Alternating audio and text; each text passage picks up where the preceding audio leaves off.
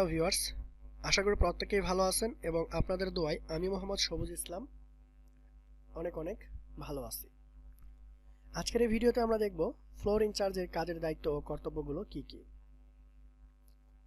Floor ইনচার্জের কাজের দায়িত্ব ও কর্তব্যগুলো উৎপাদন এবং চালান, শিপমেন্ট প্রস্তুতকরণ, উৎপাদনের গান্ট তালিকা প্রস্তুত করা এবং গান্ট তালিকা অনুযায়ী উৎপাদন সম্পাদন করা, অনুমোদিত দক্ষ শ্রমিক দ্বারা অর্ডার কার্যকর করা, উৎপাদনের বাধা অপসারণ এবং উৎপাদনশীলতা বৃদ্ধি করা,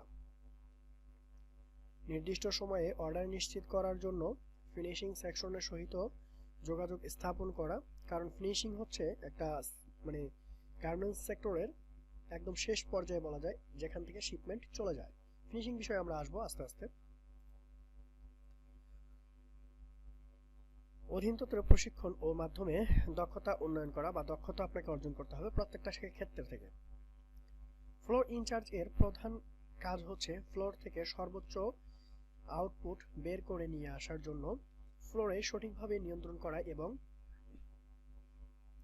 এপিএম পিএম এর নির্দিষ্ট মোতাবেক নির্দিষ্ট সময়ের মধ্যে সর্বাধিক উৎপাদনের লক্ষ্যে পুরো ফ্লোর এরিয়া সকল কর্মকাণ্ড পর্যবেক্ষণ করা এবং নিয়মিত এপিএম পিএম কে রিপোর্ট করা।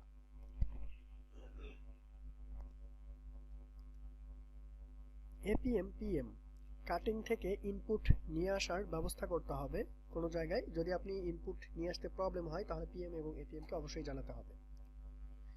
ইনপুট লাইনে বন্টন করা এবং সকল লাইনে ইনপুট এবং আউটপুটের রেকর্ড রাখা, কতগুলো ইনপুট আমি দিচ্ছি এবং ঘন্টায় কতগুলো ইনপুট আউটপুট হচ্ছে।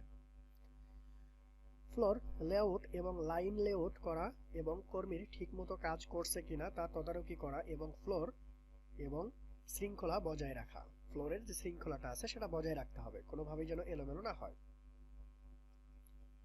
লাইন লেআউট সেট আপ এবং দক্ষতা অনুযায়ী জনশক্তি সঠিক বন্টন, মেশিন এবং অ্যাক্সেসরিজ সেট আপ করা এবং যখনই প্রয়োজন পড়বে তখনই লাইন শিপ অথবা সুপারভাইজারের সহযোগিতা করবে।